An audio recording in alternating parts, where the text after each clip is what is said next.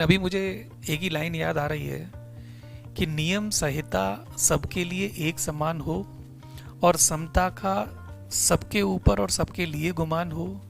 हर मजहब का मान रहे पर पहला मजहब संविधान हो, पहला मजहब हिंदुस्तान हो।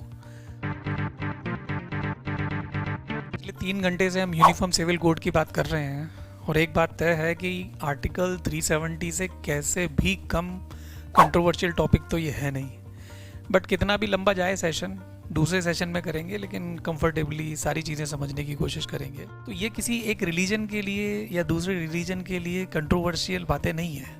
एक एजुकेटेड पर्सन के नाते हमें समझना बहुत ज़रूरी है।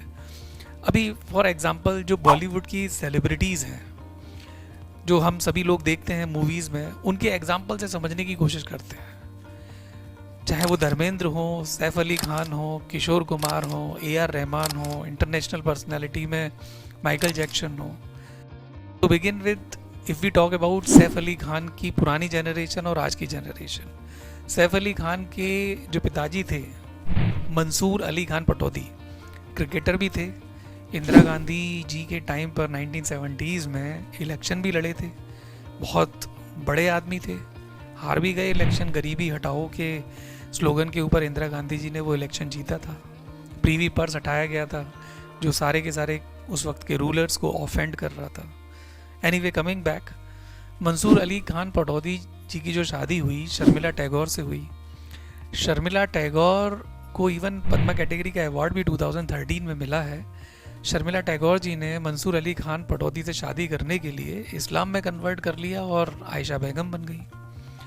सैफ अली खान की जो पहली वाइफ थी अमृता सिंह, वो सिख मुस्लिम कम्युनिटी से थी।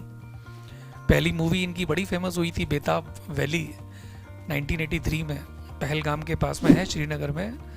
मैं गया हूँ वहाँ पे, बहुत ही ब्यूटीफुल प्लेस है। तो 2004 में 2004 में उनका डिवोर्स हो गया और आज की डेट में सैफ अली खान की जो वाइफ हैं करीना कपूर, उन्होंने उनसे शादी करने के लिए कोई इस्लाम में कन्वर्जन नहीं किया। लेकिन ये हो कैसे गया? स्पेशल मैरिज एक्ट एक सेकुलर एक्ट है जो मैंने आपको बताया हुआ है। कोई भी रिलीजन का पर्सन दूसरे रिलीजन के पर्सन से शादी कर सकता है। नाउ अमृता सिंह जो पहली उनकी वाइफ थी, उन्होंने इस्लाम मुस्लिम मैरिज एक्ट है उसके तहत शादी करने के लिए कन्वर्जन किया था। अभी जो तैमूर हुए हैं, अब पता नहीं वो आगे क्या करेंगे। ऐसे ही हम बात करें यदि धर्मेंद्र की लाइफ की, धर्मेंद्र का नाम एक्चुअली धर्म सिंह देओल है, इसीलिए इनके जो बेटे हैं सनी देओल 2.5 किलो का हाथ और बॉबी देओल, अभी मूवी भी इन्होंने बनाई है रिसेंटली। तो ये धर्म की जो पहली वाइफ थी प्रकाश कौर, बहुत जल्दी शादी हो गई थी, उनसे ये बच्चे हुए थे। अब जब धर्मेंद्र काम कर रहे थे हेमा मालिनी जी के साथ में, बहुत हिट मूवी दी हैं उस टाइम की, Seeta Aur Geeta, dream girl, even Sholay movie बड़ी फेमस है। तो इनकी केमिस्ट्री इतनी ज़्यादा अच्छी हो गई कि हेमा मालिनी ने इधर संजीव कुमार, जितेंद्र जैसे हिट हीरोज से शादी करने के प्रपोजल को रिजेक्ट कर दिया। और धर्मेंद्र की जो पहली वाइफ थी प्रकाश कौर, उनको तलाक ना दें, दोनों के बीच शादी कैसे हो?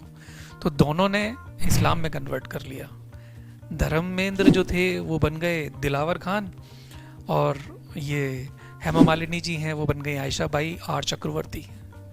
हालांकि इन्होंने कभी बॉलीवुड में इस तरीके से डिक्लेयर नहीं किया और कभी किसी ने बात भी नहीं की, लेकिन ये बात एक सच है। ऐसे और भी कई सारे एग्जाम्पल्स हैं, जैसे किशोर कुमार ने मधुबाला से शादी करने के लिए इस्लाम में कन्वर्ट कर लिया था।